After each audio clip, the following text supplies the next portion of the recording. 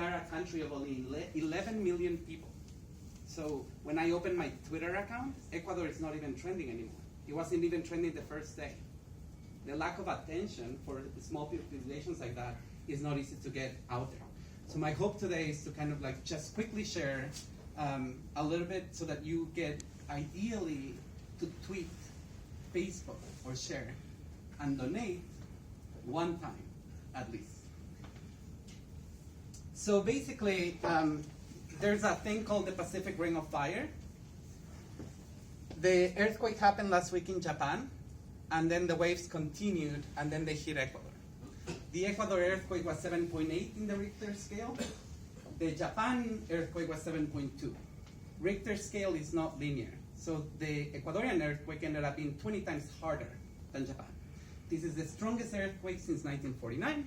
It's the biggest tragedy in the country ever since. The other thing is that the aftershocks continued, and yesterday, 5 days later, we had a 6.2 earthquake that in any given country is already a cause of concern, and it wasn't even reported. So, you know, the losses have continued to accumulate. There's a lot of hardship in the country, and there's kind of three things why Ecuador is in the red. So the first one is the human catastrophe. There's more than 500 people dead, already reported. 1,700 are missing. It's already past the 72 first critical hours, so these people are under rubble and haven't been found. There's 5,800 seriously injured and 24,000 people living in stadiums or in the streets in the coast. The economic setback is huge. The 24,000 buildings have collapsed, so like you can actually understand in terms of households, right? And businesses. Cities to the ground, and like it's estimated 3 billion of infrastructure damage for a country that has $16 billion in debt, and it's smaller in GDP than some corporations in the first world. And the last thing is that the government implemented harsh fiscal policies yesterday.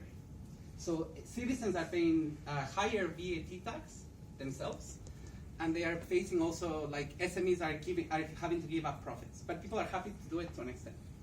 Now, this is a cool thing that we can actually help rebuild, and this is basically what I'm gonna just share so that you guys feel that the initiative that I'm leading with my family, it almost belongs to you. I really want you to feel like I have an impact because you get to know somebody that has been affected. So last Saturday I noticed that Ecuador wasn't trending. I was sending people to public funds and people wanted to do more. What we ended up doing as a family was to build this thing called Rebuild Ecuador. So it's grassroots. There's no like effort there. It's me, my cousins, my parents, my sister, and family. We basically started this as a private grassroots thing. We have raised as our family like about $35,000, but what we did is we created a fund in a website called Generosity. The idea that we have is that we basically have worked with Americans that are partners of our family to rent subsidized helicopters and take those helicopters from like towns that are reachable to the areas that are most damaged, that are like war zones. And they're not war zones, but basically no one can access them easily. The Red Cross cannot, etc. And what we're trying to do is basically bring them capital goods that have impact for more than 30 people, as opposed to just single people, and that can have impact for like 3 to 6 months, as opposed to just 1 week. Because what's happened is that all of Quito and the highlands have started amassing a lot of food and great stuff and medicine, but these things are gonna run out. And a lot of this stuff is already rotting. So we need to take it to the people that are still in towns that they haven't received any help. That's the idea of Rebuild Ecuador. Basically, we are trying to do this. Basically, we're trying to fundraise this week. We have raised a good amount of money so far, but we have a silent goal of $40,000, but we're at $13,000. Then we're asking already local donations for people in the highlands to bring us those capital goods. We're establishing partnerships with different corporations locally. We're transporting the goods by land to the coast, and then we're gonna take the helicopter down to help as much as we can. We're gonna hit these 5 communities. There's a lot of people there that haven't received help, and hopefully we're gonna give lasting relief for the next 3 to 6 months. Okay? So this is the data in 2 days of work. This is the data in 2 days of work. We've raised $13,000. I'm very proud of it. $25,000 privately, We have 20 more thousand to go. We have already 120 donors, which is amazing, including Steffi Bitts, Patrick, and Kai, I think yesterday I called the name, and many others. So 60 volunteers in Quito, like from family, 5,300 hits on Facebook. So again, too low. If you think about the conversion, 5,300 look at the link, and 120K. Boom. 3 corporate partnerships secured, a lot of CS shared. It's been very emotional and sad. This is a phrase that we have in Ecuador for the soccer team, that is like no step behind, and we're like persisting. There's a lot of people that are doing all kinds of stuff in these conditions. We're just pushing forward. We have 1 helicopter day secured. We're getting people on the ground, and we have 1 logistics center in the capital of Quito.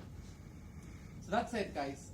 This is the honor roll of early converters. We had Joe Wolf.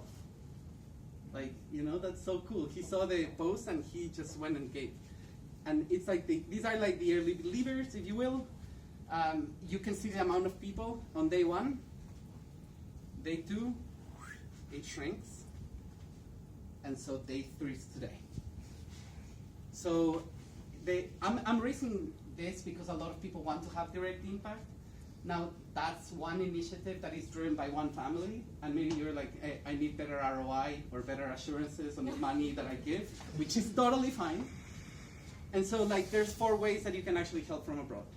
Help trend some of these, or share on Facebook. I have a ready-to-go tweet that I'll be sending to the company.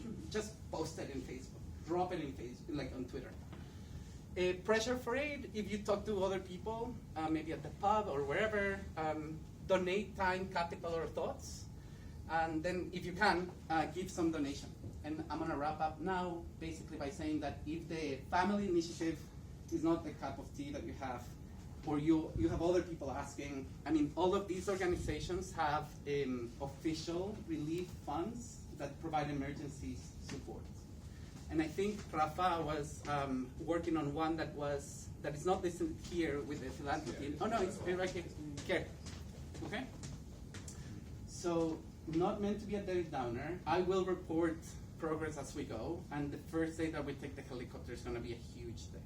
So, like, that's it. And if you guys have questions, I'll send the deck around with the link of where to click, and you know, like, oh, the last thing, my conclusion. You know the first thing that I did today? I woke up and I gave to Japan. It was it was a slap in the face. I just understood something, like Japan had an earthquake and I wanted to give to Ecuador. Japan had an earthquake as well, and I just understood, wow, we have to be charitable when we're not close and not wait for it to hit.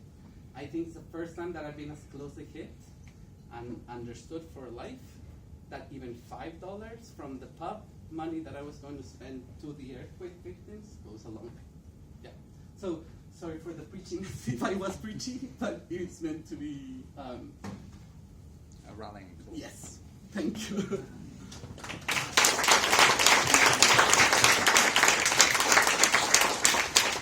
And it was a very good rallying call. So look out for that tweet, look out for the Facebook. I've not got many friends, I'm afraid, but I will do my best. Yes.